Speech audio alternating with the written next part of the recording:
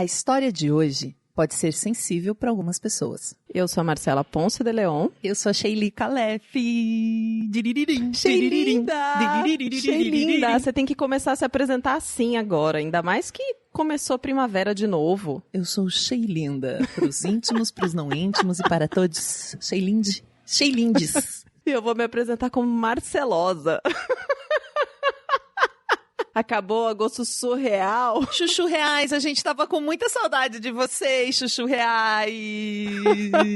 Acabou o agosto surreal e a gente volta assim, quase meio estabanadas. Quase meio como sempre. Quem teve a oportunidade de assistir a gravação desse episódio no nosso Instagram, no nosso YouTube, viu que a gente ficou pelo menos uns 12 minutos enrolando, né? E quem assistiu a gravação também viu que neste momento, quando eu dizia isso, a Sheili fez o quê? Ela aproximou da câmera uma xícara. Mas não é uma xícara qualquer, é uma xícara especial, comemorativa dos 4 anos desse podcast, que você pode adquirir a sua. Sim, agora é o momento merchan. Você entra lá no nosso Instagram, clica no Linktree que tem na bio, e o segundo link que vai aparecer para você é o da nossa lojinha. Tem caneca, camiseta. Essa xícara é excelente para você treinar a sua postura. Você pode caminhar equilibrando a xícara com líquido dentro. Vamos parar de enrolar, porque pode ter gente que tá chegando agora e não sabe por que a gente tá fazendo toda essa palhaçada. Porque a gente é palhaça mesmo. Se ferraram, caíram aqui no hall dos palhaços, já era. Mentira, a história de hoje não tem nada de palhaçada. Aqui a gente conta a sua história como se fosse nossa. Então, hoje você vai ouvir uma história. Hoje é eu que vou contar. Às vezes sou eu, às vezes é a Má, às vezes são as nossas convidadas. Mas a história de hoje que eu vou contar não aconteceu comigo. Aconteceu com uma das nossas ouvintes, como você que está aí nos ouvindo. Ela enviou para o nosso e-mail, bfsurreais@gmail.com. E nós vamos contar aqui anonimamente. E é lógico. Qual é a característica dessa história, Marcela? Como que a história tem que ser pra gente contar aqui nesse programa? Surreal? Exatamente. Inacreditável. Inacreditável. Aquela história que ou você só conta na mesa de bar, ou pra sua terapeuta, ou não conta pra ninguém, às vezes nem pro seu próprio caderninho, sabe? Aquele diário assim que você faz. Então, aquela história que tem um aspecto surreal. E não importa a emoção que está envolvida nessa história. Pode ser qualquer tipo de emoção. Pode ser alegre, pode ser triste, pode ser para uma reflexão. O importante é você compartilhar a sua história com a gente vai recompartilhar essa história aqui com os ouvintes que colam o ouvido no radinho e acompanham o Baseado em Fatos Reais todas as semanas. Sheili, vamos pro caso surreal? Baseado em fatos surreais.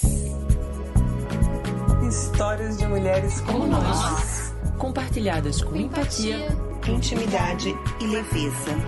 onde o assunto é a vida E o detalhe surreal. Eu tive uma infância bem feliz. Era aquela menina lourinha, sabe? Bem mimada pelo pai. Porque eu era a mais nova de 4 irmãos. 2 meninas e um menino. Ah, caçula. Isso. Tinha 2 irmãs mais velhas e um irmão mais velho. E eu era a menorzinha, então eu era feliz, mimada. Aquela bem polaquinha, sabe? Transparente os cabelinhos quando nasce. Essa era eu quando nasci. Branca, pode tentar tomar sol muito, que nunca vai acontecer. Você não vai ficar morena, você vai descascar, ficar vermelha, descascar, ficar vermelha. Não existe bronzear uma pessoa assim. É uma pessoa branca eternamente, assim. Então essa sou eu. Mas, quando eu fiz 8 anos, a minha vida mudou bastante. Porque minha mãe engravidou de mais uma criança, seria a 5ª filha. Foi uma menina, eu era a 4ª. Ah, sim, porque você era a 4ª filha, é verdade. E aí ela engravidou, foi uma gravidez de risco, uma gravidez bem difícil. Ela tinha 33 anos, a minha mãe nessa época. E assim que ela teve o bebê, ela teve um AVC. E ela ficou com sequelas depois do parto. Foi muito difícil esse parto. A gravidez foi complicada, o parto teve sequelas. Nossa, que horrível. Então eu tinha uma irmã bebê, já tinha 3 irmãos mais velhos e uma mãe que ficou doente. Então eu fui muito jogada para escanteio, digamos assim, né? Eu tinha 8 anos, tinha uma bebezinha, os outros já eram mais velhos. Eu tinha o meu irmão, de 1 ano e meio mais velho que eu, era o meu irmão.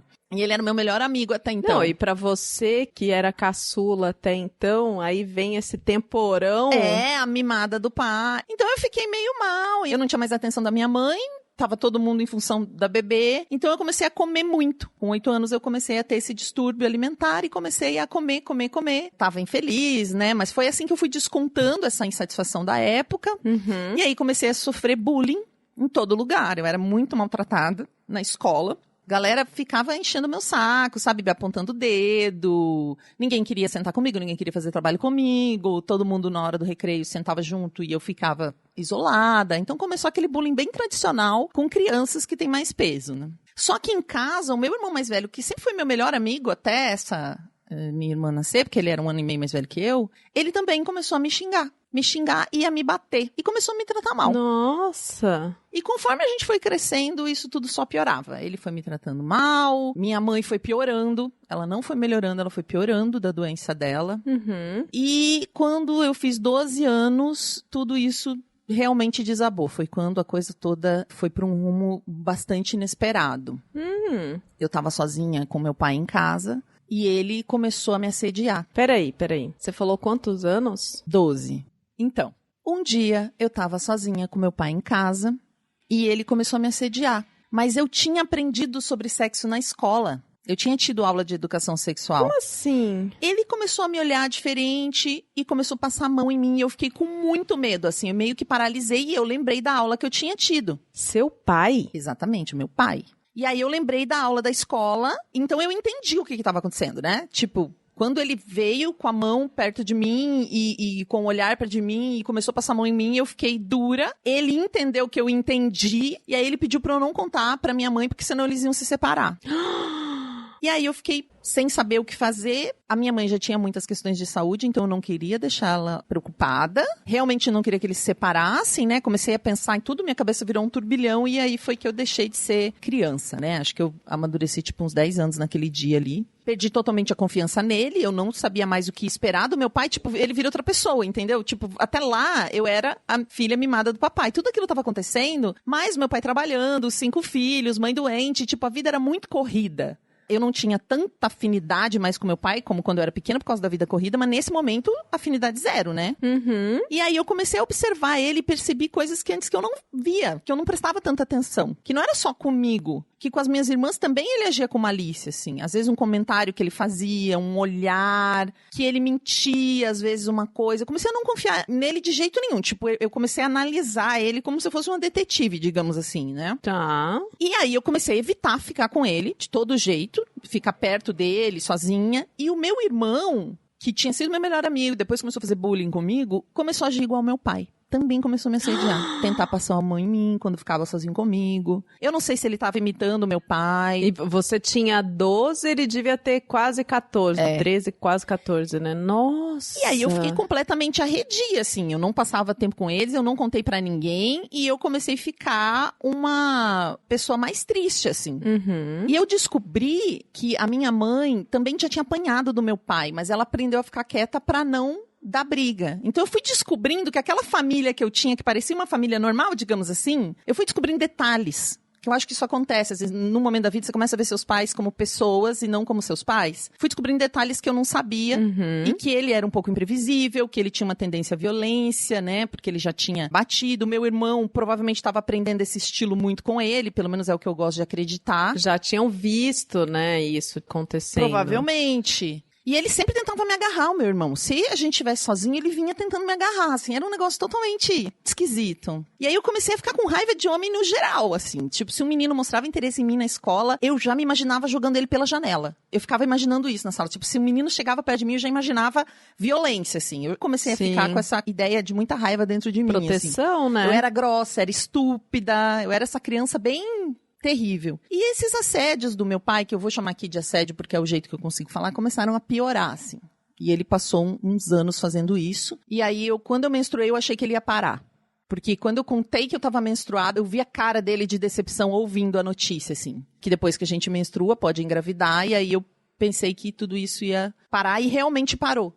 Ele nunca mais mexeu comigo do momento que eu virei mocinha, né? Meu pai parou de mexer comigo. O meu irmão ainda... Como ele fazia umas coisas um pouco mais leves assim, ele ainda me atormentou um tempo. E passou um tempinho disso que eu tinha menstruado, a gente foi na casa de uma tia e esse assunto de pedofilia veio à tona, sabe? Sei lá, se tinha passado uma reportagem na televisão, alguma coisa, alguém falou de pedofilia. E aí a minha irmã mais velha falou que isso acontecia com ela há anos. Tipo, do nada, assim? Por causa do meu pai. Do nada. Acho que ela se irritou, não tinha um homem esperto, só tava minha tia, minha mãe, a gente, né, as minhas irmãs. E ela soltou, ela falou, isso acontece comigo há um tempão.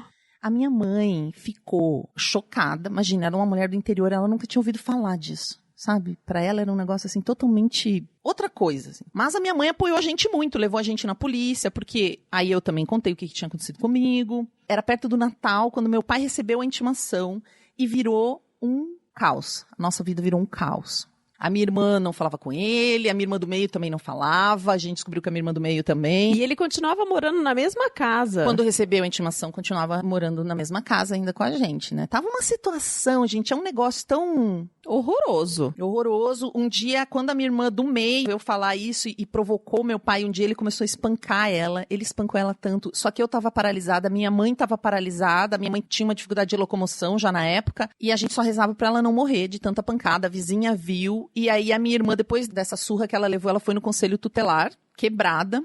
E lá a primeira coisa que eles perguntaram foi: o que você fez pro seu pai fazer isso?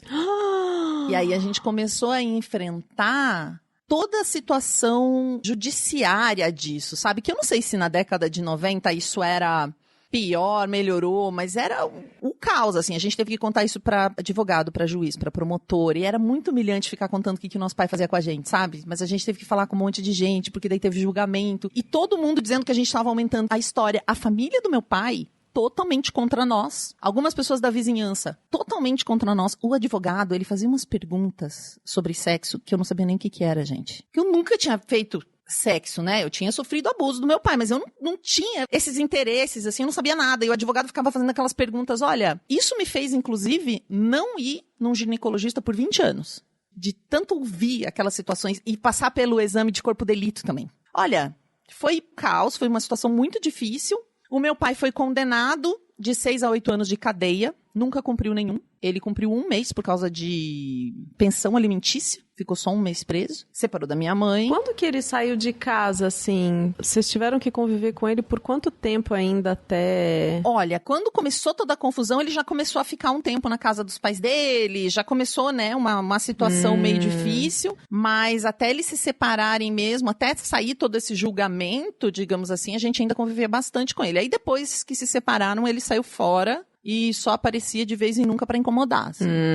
Porque o meu pai, ele era um cara muito carismático, conhecido por todo mundo. Todo mundo adorava o meu pai, conversava com o meu pai. Sabe, ele era um cara queridão. Então, depois que isso aconteceu, a gente ficou como as pessoas que destruíram a vida dele. De um cara tão bom, tão querido, tão honrado. Sei. Eu e meus irmãos, nessa época, minhas irmãs, né, nós paramos de estudar porque ninguém mais tinha cabeça pra estudar, sabe? Isso aí foi 1 ano de confusão. Enquanto isso, a doença da minha mãe piorava e a minha irmã mais velha entrou numa depressão profunda. Passou um tempo, meu irmão tinha ido embora. No começo ele começou a fazer algumas coisas como seu pai, né? Deve ter sido uma loucura também na cabeça dele. Quando tudo isso aconteceu, ele também, acho, percebeu que isso poderia acontecer com ele. Então, rapidamente, assim que ele conseguiu, ele foi embora. E quando eu cheguei nos meus 17 anos, a gente ia e voltava de consultório médico com a minha mãe e a gente não conseguia entender o que ela tinha. Ela já estava na cadeira de rodas nessa época, ela já não caminhava mais. Nós tínhamos a nossa irmã mais nova para cuidar. Então pensa, a gente ia pra tudo que era médico, entrava e saía tentando descobrir o que ela tinha. Até que um médico descobriu que era Parkinson.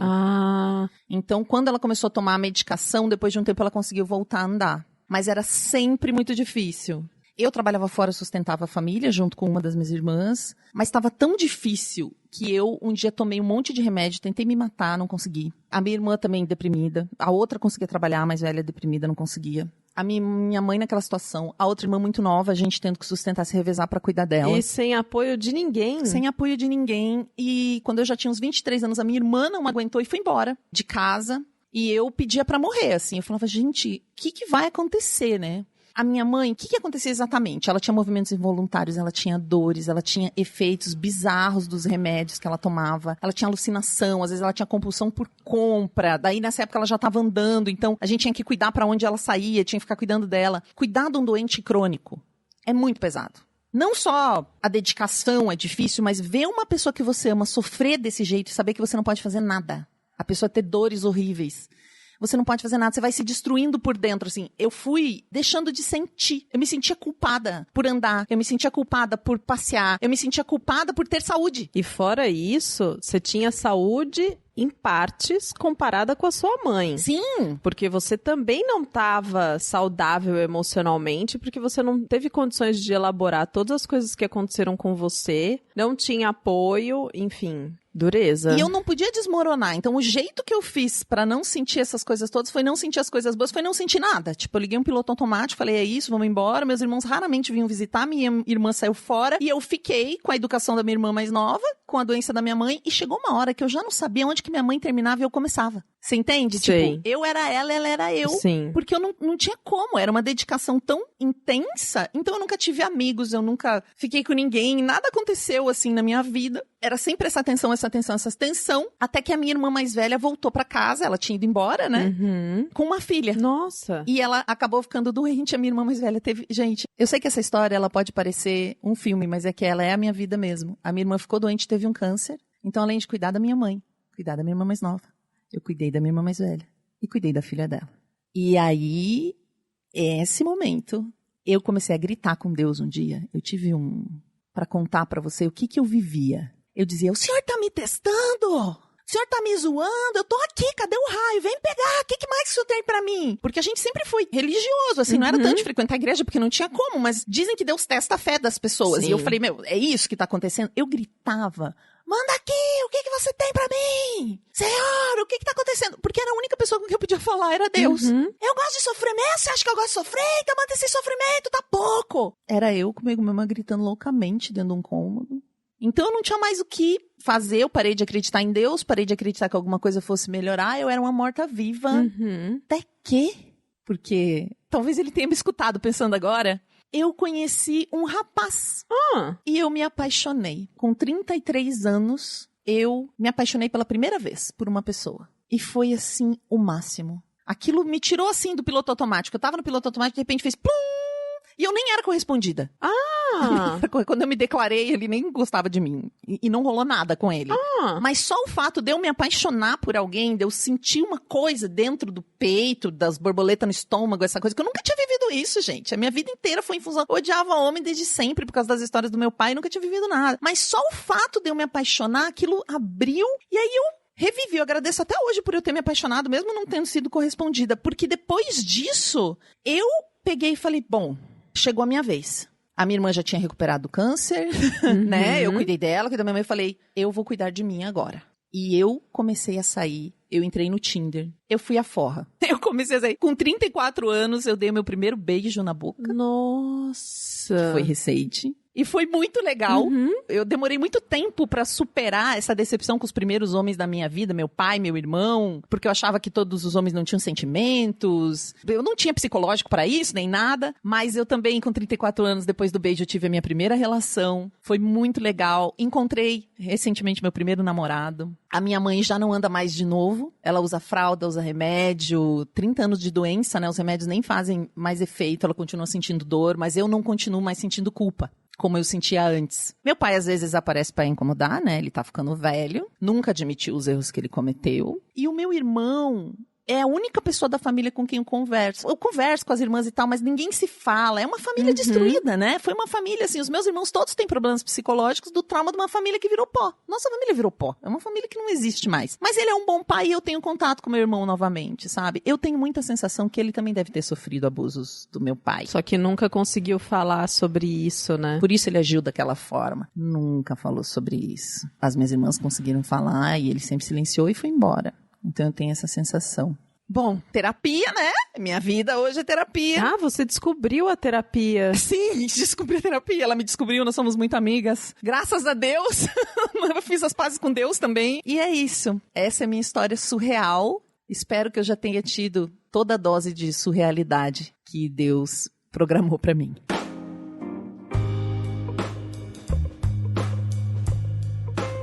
Eu acho muito forte, muito poderoso quando a heroína conta pra gente que foi a energia da paixão que trouxe vida pra ela de novo. E é muito mais significativo quando ela coloca que foi uma paixão nem correspondida.